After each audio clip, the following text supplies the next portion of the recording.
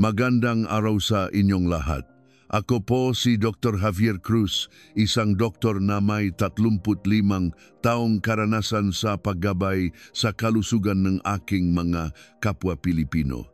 Ngayong araw, bibigyan natin ng masusing pansin ang isang napakahalaga at madalas na hindi napapansing paksa, ang 5 kritikal na bagay na dapat nating lahat malaman tungkol sa prediabetes. Marahil ay napakapamilyar na sa atin ang salitang diabetes, isang sakit na kinatatakutan ng marami. Subalit, bago pa man dumating ang diabetes, may isang mahalagang yugto na tinatawag na prediabetes at ito ang dapat nating pagtuunan ng seryosong atensyon. Bakit ko ito sinasabi? Dahil sa aking mahabang karanasan, nakita ko kung gaano karami sa ating mga kababayan ang mayroon ng prediabetes nang hindi man lang nila ito nalalaman. Ang prediabetes ay isang tahimik na kondisyon, isang babala na hindi naririnig ng karamihan. Posibleng marami sa inyo na nanonood at nakikinig ngayon ay nasa panganib na o nasa yugto na mismo ng prediabetes nang hindi ito namamalayan. Ang prediabetes ay ang huling babala ng ating katawan bago ito tuluyang maging full-blown type 2 diabetes. Ngunit narito ang pinakamahalagang mensahe na nais kong iparating sa inyo. Ang diabetes ay isang kondisyon na panghabang buhay at sa kasalukuyan ay wala pang tuluyang lunas. Ngunit ang prediabetes ay reversible. Ulitin ko po. Maaari pa nating ibalik sa normal at malusok na estado ang ating blood sugar kung kikilos tayo sa tamang oras. Ito ang dahilan kung bakit napakahalaga na lubos nating maunawaan kung ano ito, kung paano ito matutukoy, at kung ano ang mga hakbang na dapat gawin upang maiwasan ang tuluyang paglala nito patungo sa diabetes. Ang unang-unang dapat nating malaman ay kung ano nga ba talaga ang kahulugan ng prediabetes. Upang mas madali nating maintindihan, isipin natin na ang ating kalusugan, partikular sa pagkontrol ng asukal sa dugo, ay may 3 pangunahing yugto. Ang unang yugto ay ang pagkakaroon ng normal na blood sugar, kung saan ang lahat ay gumagana ng maayos.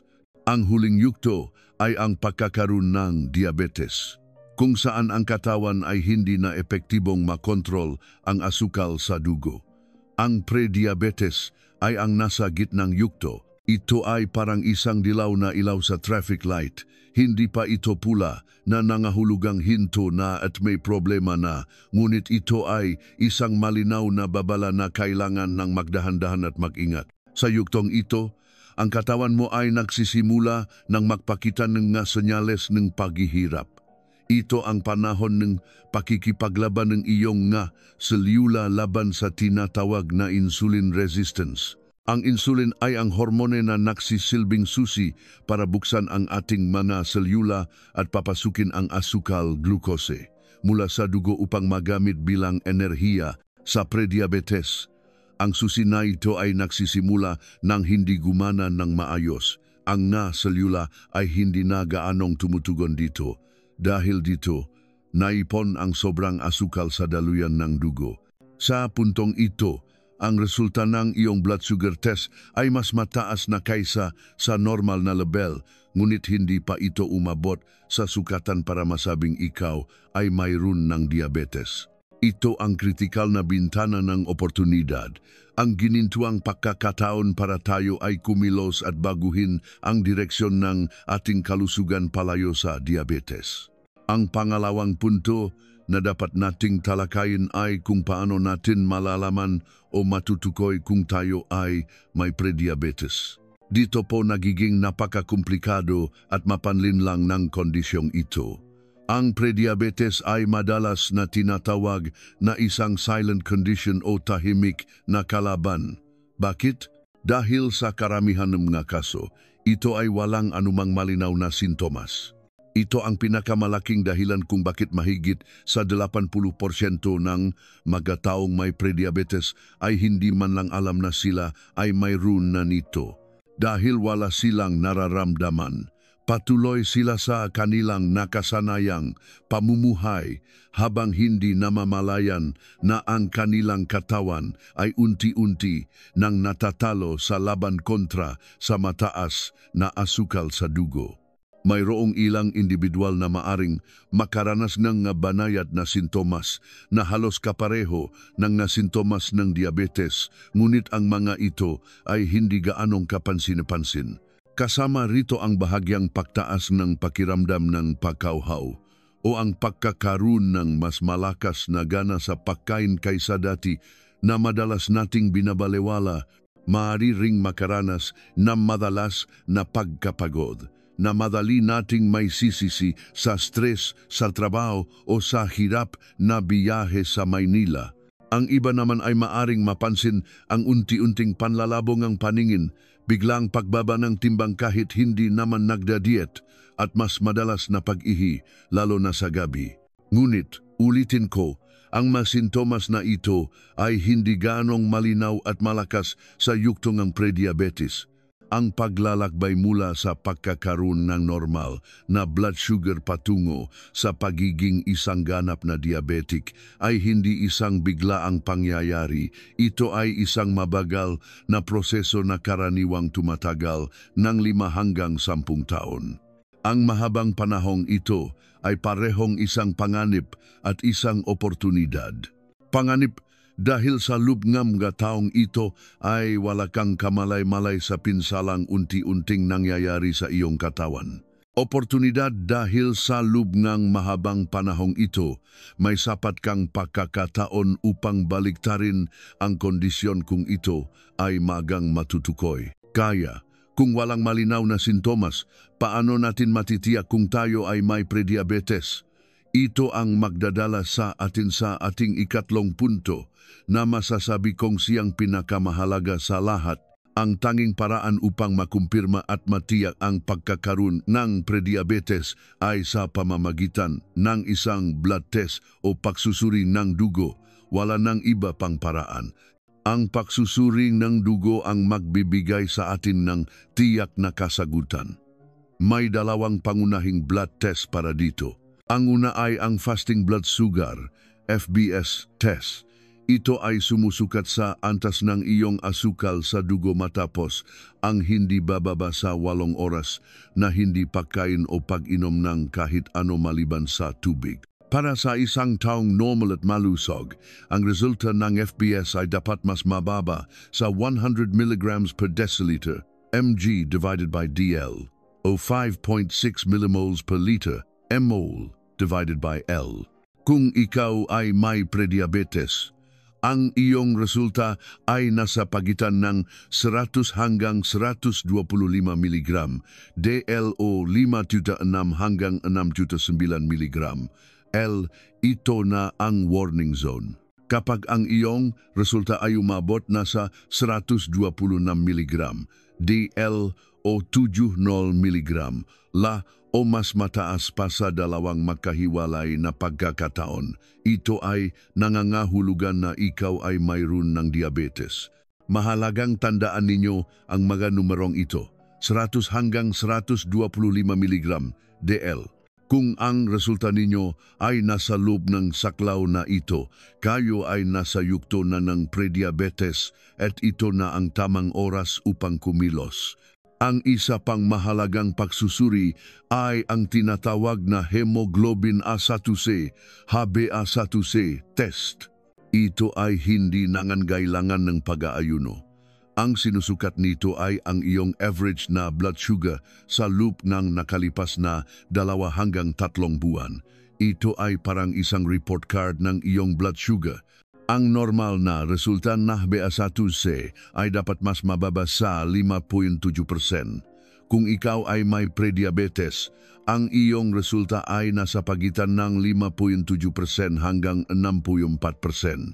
At kung ito ay umabot na sa 6.5% o mas mataas pa, ikaw ay mayroon ng diabetes. Ang malaking hamon dito sa Pilipinas ay marami sa atin ang walang kulturang regular na pagpapasuring dugo o pagkakaroon ng annual check-up. Madalas, tayo ay nagpapatingin lamang sa doktor kapag mayroon na tayong nararamdaman at sa kaso ng prediabetes. Kapag may sintomas na, madalas ay huli na at ito ay diabetes na.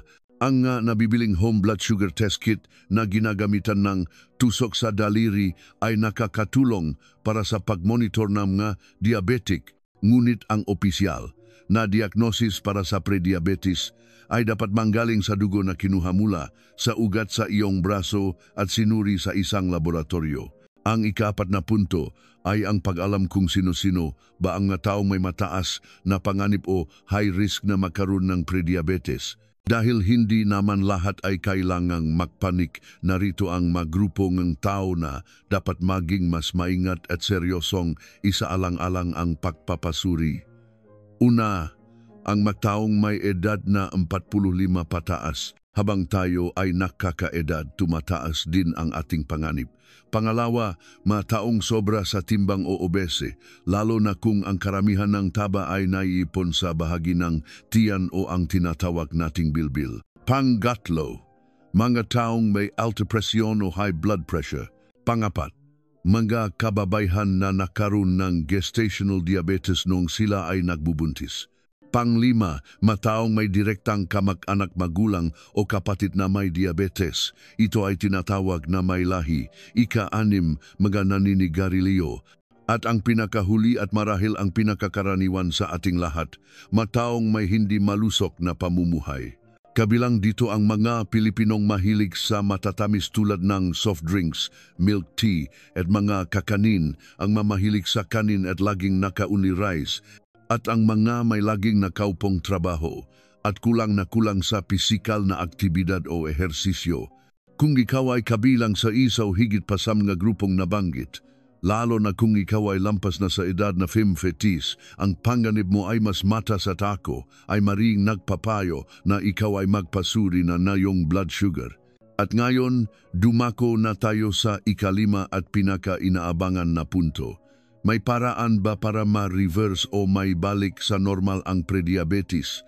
Ang aking sagot ay isang napakalaki at napakatatag na oo. Ito ay hindi lamang possible, ito ay lubos na magagawa sa pamamagitan ng magatamang pagbabago sa ating pamumuhay. Bagamat ito ay isang malawak na paksa, narito ang mga pangunahing sandata na maari ninyong simulang gamitin agad-agad. Una, kung ikaw ay sobra sa timbang, ang pagbabawas ng timbang ang iyong numero 1 misyon. Kahit ang pagbawas lamang ng 5 hanggang 10% na iyong kasalukuyang timbang ay makakagawa na ng napakalaking pagbabago sa pagiging sensitibo na iyong katawan sa insulin. Ang sobrang taba sa katawan, lalo na sa paligid ng ating mga internal organs, ang siyang pangunahing sanhi ng insulin resistance. Pangalawa, magpaalam na sa mga matatamis na inumin. Palitan na ang soft drinks, powdered juices, tigain, satu na kape at matatamis na tsa ng simpleng tubig. Itigil ang pagkain ng mga check donut, candy at iba pang pagkaing puro asukal. Pangatlo, maging matalino sa pagpili ng iyong carbohydrates. Ang puting kanin at puting tinapay ay mabilis na nagpapataas ng ating blood sugar. Subukang bawasan ang iyong kinakaing kanin o palitan ito ng brown rice o red rice. Sa halip na puting tinapay, pumili ng whole wheat bread.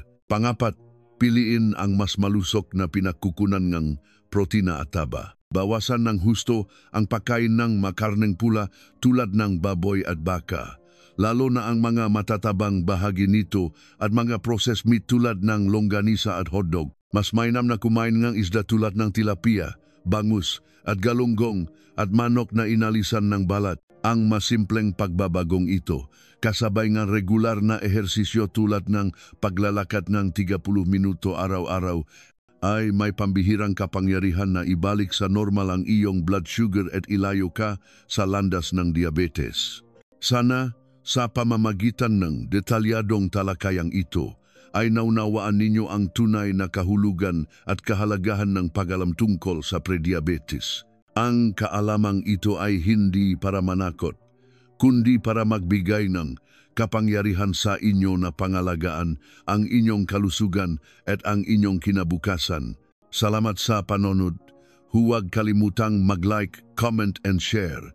At para hindi ka mahuli sa susunod nating video, mag-subscribe na at pindutin ang notification bell. Ingat kayo palagi.